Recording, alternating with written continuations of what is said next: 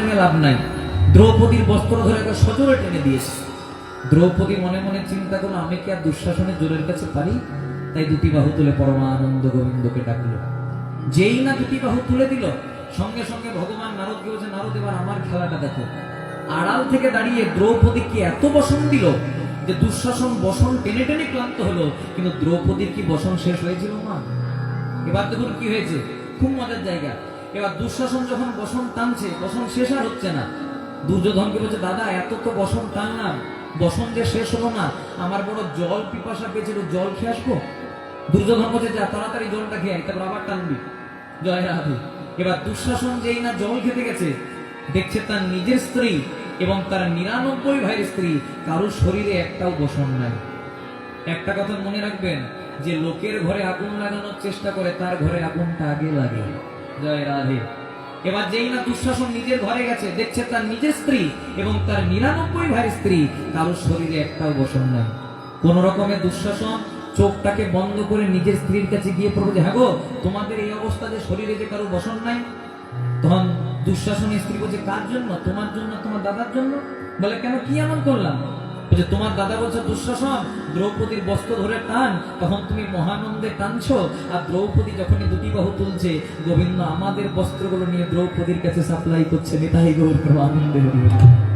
তাহলে দেখুন, দ্রৌপদী এত বড় মাপের ভক্ত, তাও যতক্ষণ না দুটি বাহু তুলল কৃপা পেল না। এমন ভক্ত যে ভগবানকে বসন দিয়ে রেখেছে। খুব মন দিয়ে শুনবেন কথাগুলো। জয় রাধে। কখন কখন? যেদিন ভগবান শ্রীকৃষ্ণ শিশুপালকে বধ করলেন, শিশুপালকে বধ করতে করতে ওই সুদর্শন চক্রটা ছাড়তে ছাড়তে তাড়াহুড়া করতে গিয়ে ভগবানের হাতে একটু রক্ত বেরিয়ে গেল, আঘাত লেগে গেল।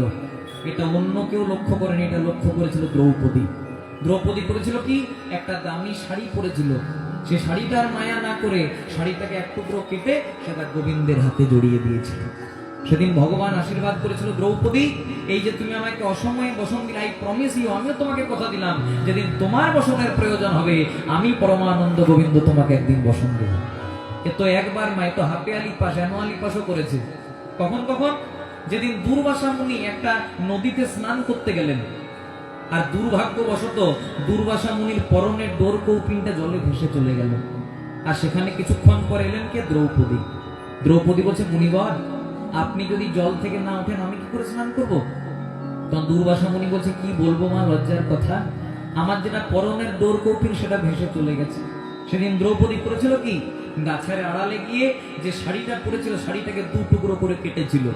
এক টুকরো দিয়ে লজ্জা নিবারণ করেছিল, আর এক টুকরো দুর্বাসা মুনির দিকে ছুড়ে দিয়েছিল। সেদিন দুর্বাসা মুনি বলেছিলেন, হ্যাঁ গো, তুমি কে মা? আমি দ্রৌপদী। ও তুমি দ্রৌপদী? এই যে তুমি আমাকে অসময়ে বসন দিলে, যেদিন তোমার বসনের প্রয়োজন হবে, একদিন পরমানন্দ গোবিন্দ তোমাকে বসন দেবে। বসন বসন। হ্যাঁ, ঠিক আছে। তাই বারবার করে বলছে, একবার বদন ভরে হরি বল গৌরে কৃষ্ণ নাম উঠুই।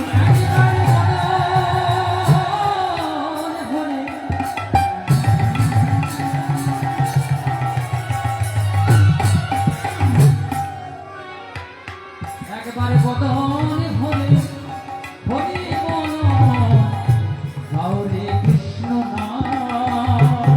এমন মানব জন্ম আর হয় কি না হয়, বলো কৃষ্ণ নাম।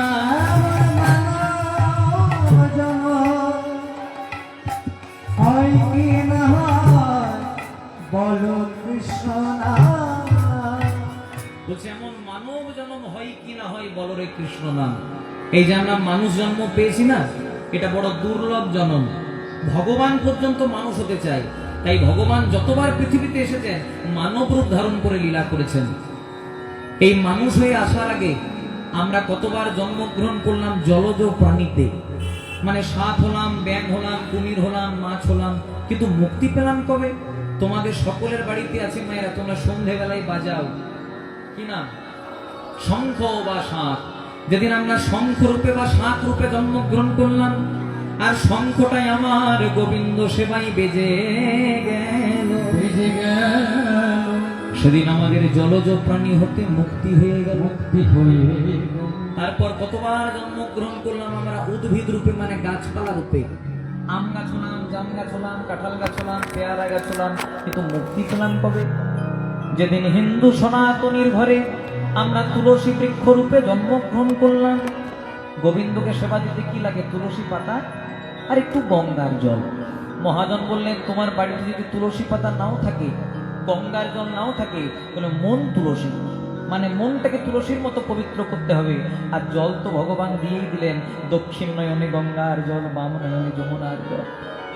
ব্যাংকে টাকা রাখলে যেমন টাকার সুদ পাওয়া যায়, আপনি যদি ব্যাংকে টাকা রাখেন 1 মাস 2 মাস 3 মাস 1 বছর পরে হলেও সুদ পাবেন, তেমনি ভক্তির ব্যাংকে যদি নয়ন জলরূপী টাকা রাখেন, যেদিন আপনার সুদের সময় হবে, পরমানন্দ গোবিন্দ আপনার হাতটাকে ধরে পার থেকে ওপারে নিয়ে চলে যাবেন। তাই তাহলে যেদিন আমরা তুলসী বৃক্ষরূপে জন্মগ্রহণ করলাম, আর তুলসী পাতাটাই আমার গোবিন্দ সেবায় লেগে গেল, গোবিন্দ সেবায় লেগে গেল, সেদিন আমাদের উদ্ভিদ জন্ম হতে মুক্তি হয়ে গেল। মুক্তি হয়ে গেল। তারপর কতবার জন্মগ্রহণ করলাম আমরা পাখি রূপে, টিয়া পাখি, কাকাতুয়া, ময়না, চড়ুই, অনেক পাখি হলাম, কিন্তু মুক্তি পেলাম তবে ন্যাশনাল বার্ড, জাতীয় পাখি কি নাম মায়েরা?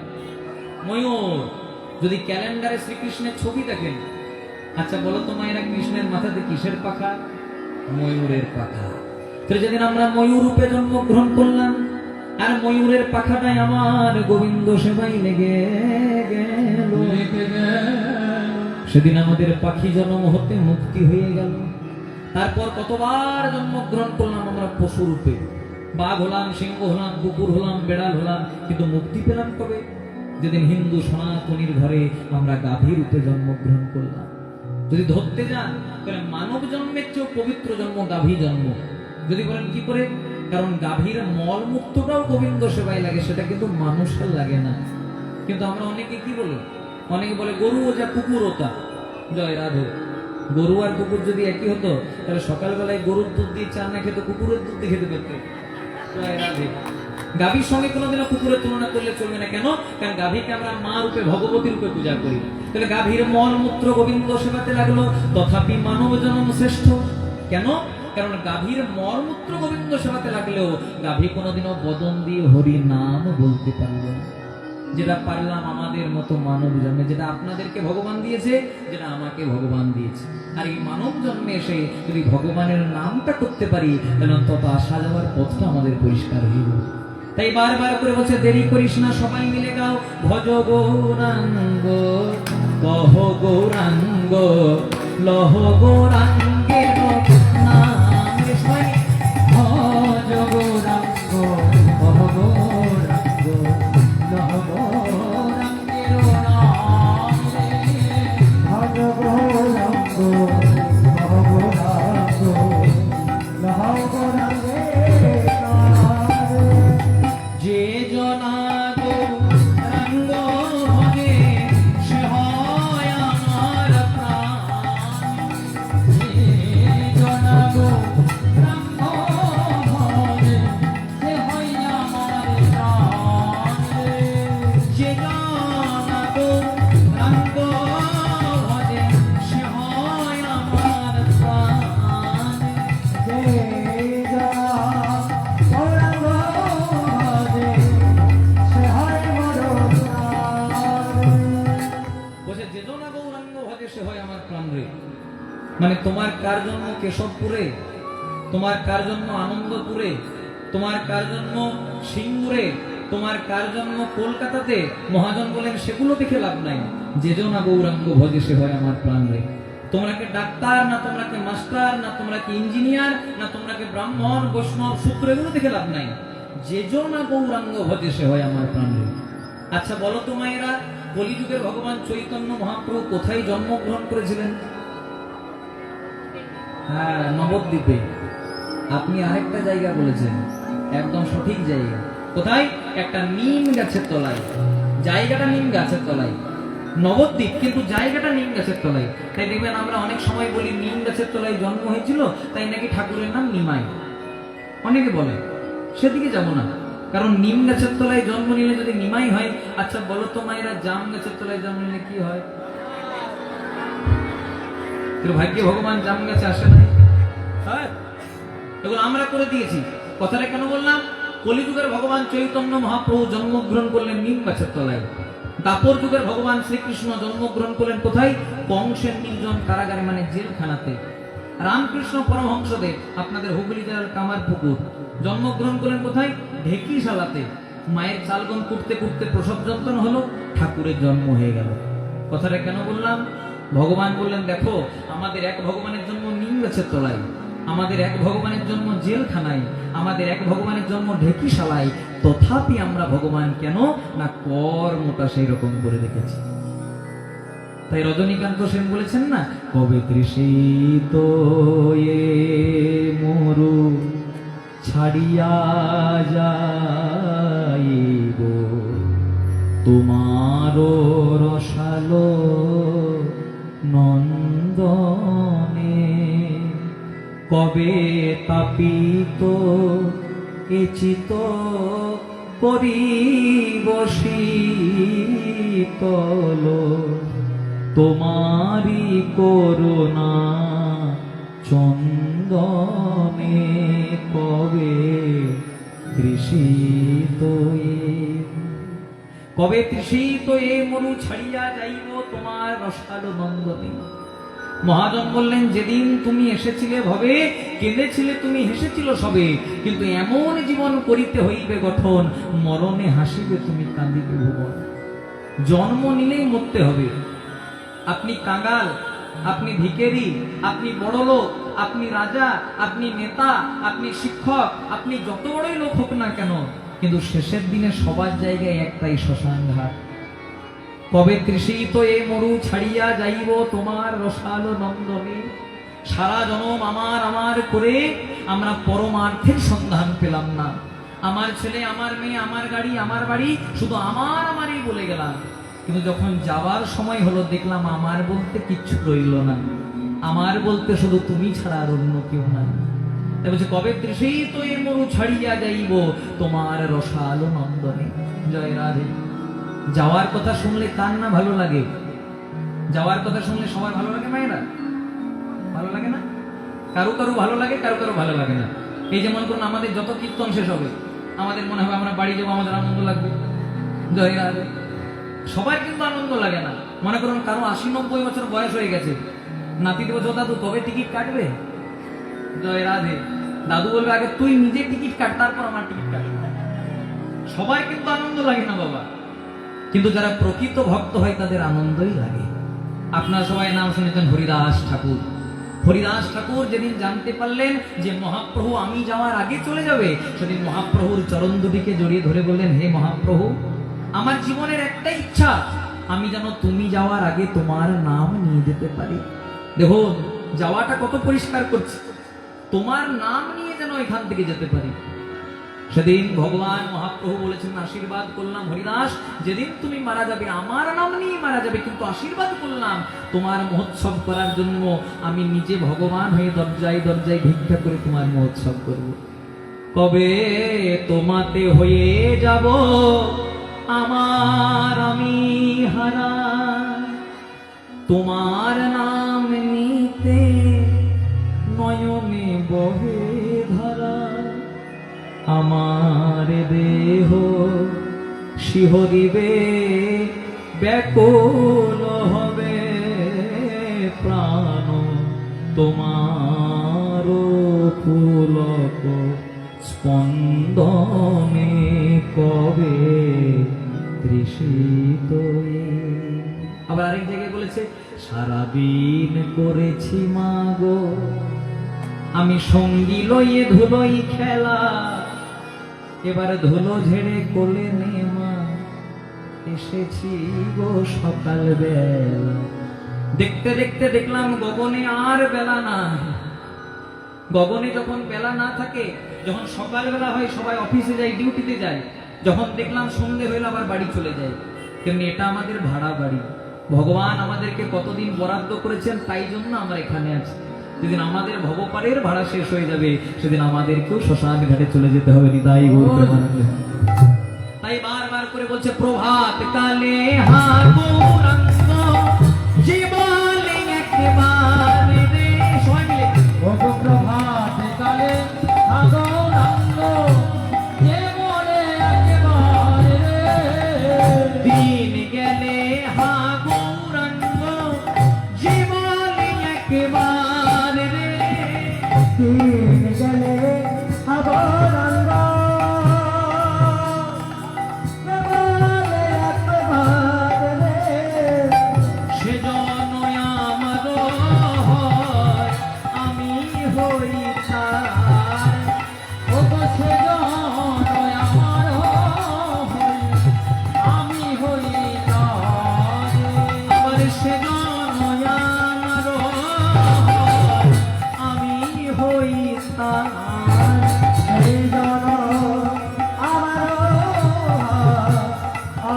পয়সার রে তো হাতগুলো তোলা যাবে মায়েরা, সবাই মিলে একসঙ্গে হাতে তো তালি দিয়ে ভজ গৌরাঙ্গ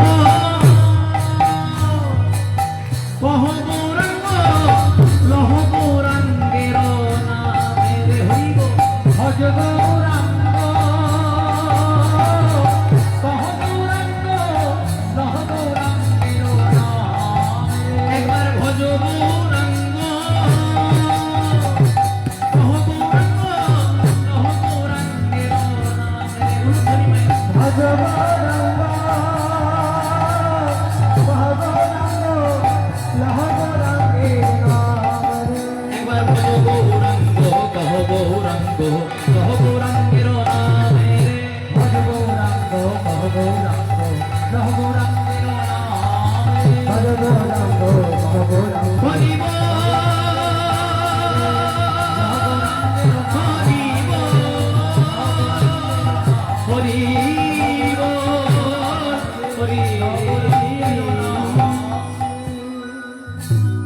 बोलिए श्री कृष्ण चैतन्य महाप्रभु की জয় আরেকটু জোরে হবে কি জোরে হবে একটু জোরে দিতে হবে জগৎগুরু নিত্যানন্দ প্রভু কি বাহ মহাদেব অবতার অদ্বৈতাচার্য প্রভু কি পরম বৈষ্ণব শ্রীবাস প্রভু কি রাধা স্বরূপিনী গদাধর প্রভু কি আপন আপন পিতা মাতা কি নিজ নিজ গুরুদেব কি উপস্থিত ভক্ত মণ্ডলী ভগবানের কাছে একটা ঝোলা ছিল মা, খুব মন দিয়ে শুনবেন। আপনারা যখন কীর্তন শুনতে আসেন অনেকে ব্যাগ নিয়ে আসে, অনেকে থলি নিয়ে আসে, তেমনি ভগবানের কাছেও একটা ঝোলা ছিল। কেমন ঝোলা না, ভগবান যেখানেই যেতেন ঝোলাটাকে কিন্তু 24 ঘন্টা হাতে হাতে নিয়ে যেতেন। তা ভগবানের একজন ভক্ত ভগবানকে প্রশ্ন করছে, প্রভু তোমার ঝোলার মধ্যে কি এমন আছে যে তুমি ভগবান হয়েও ঝোলাটাকে 24 ঘন্টা হাতে হাতে নিয়ে ঘোরাও? তখন ভগবান বলছে, ওরে বোকা, এই ঝোলার মধ্যে কি আছে জানিস? বলছে কি আছে?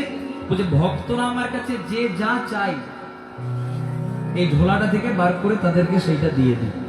তখন ভক্ত মনে মনে চিন্তা করছে, ঝোলার মধ্যে যদি সবকিছু আছে একটু চেয়ে নি। জয় রাধে। প্রভু আমি যদি তোমার কাছে কিছু চাই তুমি আমায় দেবে? তখন ভগবান বলছে, তুই 24 ঘন্টা আমার সঙ্গে থাকিস, তোকে দেবো না তো কাকে দেবো? চেয়ে তো নে। এবার ভক্ত কি চাইছে দেখুন মা, যেগুলো আমরা চাই। প্রভু আমার বড় টাকা পয়সার অভাব, অর্থের অভাব, একটু টাকা পয়সা দেবে। যেই না বলেছে বাবা, ভগবান তার ঝোলা থেকে বার করে টাকা পয়সা দিয়েছে। আর যেই না টাকা পয়সা দিয়েছে, যে ভক্ত 24 ঘন্টা ভগবানের সঙ্গে সঙ্গেই থাকে, সে ভক্তের 1 মাস আর কোনো দেখাই নেই। ভগবান মনে মনে চিন্তা করছে, কি এমন দিলাম রে বাবা যে যে ভক্ত 24 ঘন্টা আমার সঙ্গে থাকতো 1 মাস দেখাই করে নাই। 1 মাস পরে ভক্ত আবার এসেছে। তখন ভগবান বলছে, হ্যাঁ রে, আগে যে 24 ঘন্টা আমার সঙ্গে থাকতিস। আস্তে, জয় রাধে। আপনারা বলে নেন, তাই আমি শুরু করবো। তারপরে ঠিক আছে, চুপ করে বসতে হবে। ঠিক আছে, আপনারা খুব মন দিয়ে শুনছেন তাই আপনাদেরকে বলছি। জয় রাধে, হরে কৃষ্ণ। তাই যেই না টাকা পয়সা দিয়েছে, ভক্ত আর 24 ঘন্টা 1 মাস ভগবানের সঙ্গে দেখাই করে নাই। 1 মাস পরে ভক্ত আবার এসেছে। তখন ভগবান বলছে, হ্যাঁ রে, আগে যে 24 ঘন্টা আমার সঙ্গে থাকতিস, 1 মাস ছিলিস কোথায়? তখন ভক্ত বলছে, প্রভু ওই যে টাকাগুলো দিয়েছিলেন না, সবগুলো খরচা করতে পারি নাই। কয়েকটা পাঞ্জাব ন্যাশনাল ব্যাংকে রেখেছি, কয়েকটা SBI ব্যাংকে রেখেছি, কয়েকটা ছেলেটার নামে মিউচুয়াল ফান্ডে রেখেছি, এই করতে করতেই সময় চলে গেছে। তা আবার কেন এসেছিস? বলছে, প্রভু ভক্ত একটা টাকা পয়সা তো দিয়েছিলে, এবার যদি একটা ভালো দেখে ঘর করে দিতে খুব ভালো হতো। বলে ঘর চাই, এনে যে তোকে একটা 2 তলা বিল্ডিং করে দিলাম। টাকা পয়সা দিয়েছে, ঘর করে দিয়েছে। ভক্ত আবার এসেছে, বলছে, প্রভু ঘরটা খুব সুন্দর হয়েছে, কিন্তু আমার স্ত্রী বলছিল যে একটু টাইলস মার্বেল লাগিয়ে দিতে আরো ভালো হতো। বলে টাইলস মার্বেল লাগবে, এনে তোর ঘরের মধ্যে টাইলস মার্বেল লাগিয়ে দিলাম। টাকা পয়সা দিয়েছে, ঘর করে দিয়েছে, টাইলস মার্বেল লাগিয়ে দিয়েছে। ভগবান মনে মনে চিন্তা করছে, এত তো দিলাম, আর বোধহয় কিছু চাইবে না। ভক্ত আবার এসেছে, বলছে, প্রভু শব্দ দিলে এবার আমার ছেলেটা বলছে এখান থেকে সিঙ্গুর হেঁটে হেঁটে যেতে পারবো না, একটা গাড়ির দরকার, একটা গাড়ি দিলে ভালো হতো। বলে গাড়ি চাই, এনে তোকে একটা গাড়িও দিলাম। ভগবানের ঝোলাতে যা কিছু ছিল, ভক্ত যা যা চেয়েছে, ভগবান সব কিছু উজাড় করে দিয়ে দিয়েছে। সব কিছু দেওয়ার পরেও ভগবানের ঝোলাতে মোটে আর একটি জিনিস পড়ে আছে। সব দিয়েছে আর মোটে একটি জিনিস পড়ে আছে। তখন ভক্ত বলছে, প্রভু সব তো দিলে, আর তো মোটে একটা জিনিস, ওইটাও দিয়ে দাও। তখন ভগবান বলছে, শোন বাবা, তোকে সব দিয়েছি, কিন্তু এই জিনিসটা দিতে পারবো না। কেন? কারণ এই জিনিসটা যদি তোকে দিয়ে দিই, তুই আর কোনোদিন আমাকে ডাকবিই না, তুই আর আমি সমান সমান হয়ে যাব। বলছে ঠিক আছে, দিতে হয় না, একটু বলে তো দাও কে? তোকে হ্যাঁ বলতে পারি। বলছে কি আছে? বলছে শোন, তোকে টাকা পয়সা দিলাম, তোকে গাড়ি বাড়ি দিলাম, তোকে জমি সম্পত্তি দিলাম, জগতের যত অশান্তি সব তোকে দিলাম, কিন্তু একটা জিনিস আমি দিই নাই, যেটা আমি সচরাচর কাউকে দিই না, যে জিনিসটার নাম হলো শান্তি। নিতাই গৌর প্রেমানন্দ, হরি হরি বল। শান্তি ভগবান সবাইকে দেয়। মনে মনে করুন কারো কোটি কোটি টাকা, কিন্তু যতক্ষণ না রাত্রিবেলায় 2 টাকার ঘুমের ট্যাবলেট খাই, ঘুম হয় না। আর কিছু মানুষ আছে দিনে একবার আলু মাখা ভাত খায়, কিন্তু দিনান্তে কৃষ্ণ নাম করে তাদের শান্তিতে দিন চলে যায়। কেন? কারণ মানুষের দেওয়া কুলোই না, আর ঈশ্বরের দেওয়া ফুরোই না। আর যেজন একবার কৃষ্ণ ধনে ধনী হতে পারে, তার আর অন্য কোনো ধনের প্রয়োজন হয় না। তাই আমি ভগবানের কাছে প্রার্থনা করব, আপনারা বড় লোক হবেন এই প্রার্থনা আমি করব না, আপনাদের আরো জমি সম্পত্তি বাড়বে এই প্রার্থনাও করব না, আপনাদের একটা মোবাইল ফোন 4টে হবে এটাও প্রার্থনা করব না। আমি শুধু একটাই প্রার্থনা করব, আপনারা যেন কৃষ্ণ ধনে ধনী হতে পারেন। তাই গৌর প্রেমানন্দে হরি হরি। তাই পদকর্তা মহাজন এক পাশে দাঁড়িয়ে কলম দিলেন, অর্গানে বেশটা কমই দাও তাহলে। রাধে রাধেশ্যাম। পদকর্তা মহাজন কলম দিলেন, বনে অনেক ভাগ্যের ফলে ঘরে বৈষ্ণব আসিয়া মিলে। অনেক ভাগ্যের ফলে হরে বৈষ্ণব আসিয়া বনে অনেক অনেক ভাগ্যের ফলে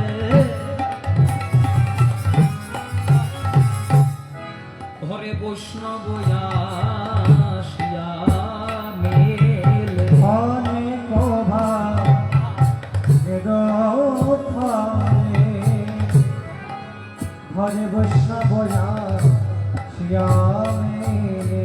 আমার ঘরে হয় বৈষ্ণব সেবা, তার ঘরে হয় বৈষ্ণব সেবা। আমার না দিয়ে বৈষ্ণবের সেবা, বলে উদ্ধার পেয়েছে কেবা। না দিয়ে বৈষ্ণব সেবা হরি বল।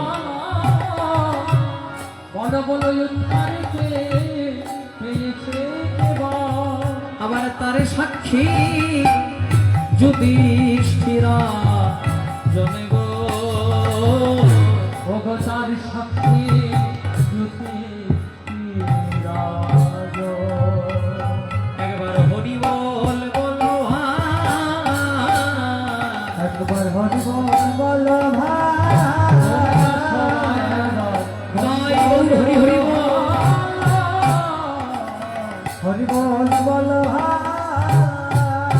তোমাদের মানব জন্ম ধন্য হবে, হরি বল বলো ভাই। আমাদের মানব জন্মে ধন্য হবে, হরি বল বলো ভাই। তোমাদের মানব জন্ম ধন্য, হরি হরি হরি বলে প্রেমানন্দে বাহু তুলে। হরি হরি হরি বলে, হরি হরি হরি বলে। ও গো ঘরে হয় বৈষ্ণব সেবা, আবার তার সাক্ষী যুধিষ্ঠিরা। অনেক ভাগ্যের ফলে ঘরে বৈষ্ণব আসিয়া মেলে, ঘরে হয় বৈষ্ণব সেবা। না দিয়ে বৈষ্ণব সেবা উদ্ধার পেয়েছে কেবা, তার সাক্ষী মহাভারতের যুধিষ্ঠিরাজ। বৈষ্ণব শুধু জাতিতে হয় না, যাহারে দেখিলে মুখে আইসে কৃষ্ণ নাম, জানিবে সেই হলো বৈষ্ণব প্রধান। যার মুখে থাকে নিরন্তর কৃষ্ণ নাম, জানিবে সেই হলো বৈষ্ণব প্রধান। তার প্রমাণ আমরা পেয়েছি যেদিন যুধিষ্ঠির মহারাজ ইন্দ্রপ্রস্থ নগরে রাজসূয় যজ্ঞ করলেন, ভগবান কৃষ্ণকে বলেন, কৃষ্ণ আমার যে যজ্ঞটা সম্পূর্ণ হলো এটা বুঝবো কি করে? ভগবান করলেন কি, যেখানে যজ্ঞ হবে তার উপর একটা ঘন্টা ধ্বনি টাঙিয়ে দিলেন। যুধিষ্ঠির, যখন তোমার যজ্ঞ সম্পূর্ণ হবে কাউকে বাজাতে লাগবে না, আপনা আপনি ঘন্টা বেজে যাবে। এবার যুধিষ্ঠির মহারাজ শুরু করলো নাম, শুরু করলো সেবা। একদিকে যজ্ঞও চলে, একদিকে সেবাও চলে, একদিকে নামও চলে। শুরু হলো অষ্টম প্রহর, নামও চলছে সেবাও চলছে, ঘন্টা বাজলো না। শুরু হলো 16 প্রহর, নাম চলছে সেবা চলছে, ঘন্টা বাজলো না। শুরু হলো 24 প্রহর, নাম চলছে সেবা চলছে, ঘন্টা বাজলো না। কোন রকমেই যখন ঘন্টা বাজছে না, যুধিষ্ঠির মহারাজ ভগবানকে বলেন, কৃষ্ণ, তাহলে আমার কি কোনো অপরাধ হলো? এতদিন ধরে যজ্ঞ করাচ্ছি, এতদিন ধরে সেবা করাচ্ছি, এতদিন ধরে নাম করাচ্ছি, ঘন্টা বাজলো না যে? তখন ভগবান বললেন, যুধিষ্ঠির, যজ্ঞ না হয় করেছ, কিন্তু বৈষ্ণব সেবা করিয়েছ? তখন যুধিষ্ঠির বলছে, ঢেড়ি পিটিয়ে যত বৈষ্ণব আছে সকলকে নিমন্ত্রণ করেছি, আর যাচাই খাইয়েছি। বলছে, শোনো, সবাই খেয়ে নিয়েছে, সবাই সেবা করেছে, কিন্তু একজন এখনো বাকি আছে। কে না? কিছু দূরে একটি মাটির বাড়ি, খড়ের চালা, একটি মাটির তুলসী মন্দির, জাতিতে রুই দাস মানে মুচির ছেলে, কিন্তু কর্মে বৈষ্ণব। ও তো প্রকৃত বৈষ্ণব, কারণ ওর আচরণ বৈষ্ণবের মতো। ওকে গিয়ে তোমরা নিমন্ত্রণ করো, আর ও যদি সেবা করে তাহলে তোমার যজ্ঞ সম্পূর্ণ হবে।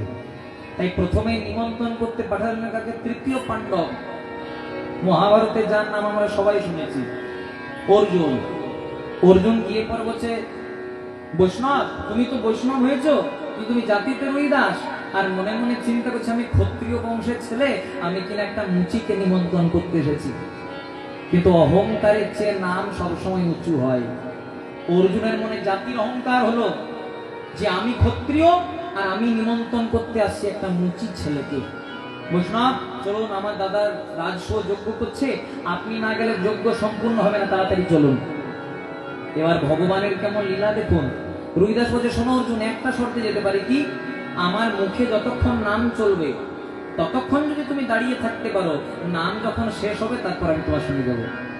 অর্জুন মনে মনে চিন্তা করছে, কতক্ষণ আর নাম করবে? 10 মিনিট, 15 মিনিট, 20 মিনিট। দেখতে দেখতে 15-20 মিনিট পেরিয়ে গেল, 1 ঘন্টা পেরিয়ে গেল, 2 ঘন্টা পেরিয়ে গেল, যেই না একটা দিন পেরিয়ে গেল, অর্জুন তখন বুঝতে পারলো, ওই যে জাতির অহংকার করেছিলাম, তাই আজকে আমার এই পরিণাম। অর্জুন লজ্জিত হয়ে বাড়ি গেল। এবার এলো কে? দ্বিতীয় পাণ্ডব। আপনারা সবাই নাম শুনে জানেন, কি নাম? ভীম। 1.25 লক্ষ হাতির শক্তি যা শরীরে, যেমন শক্তি তেমন কথা। দাদাকে বলছে, দাদা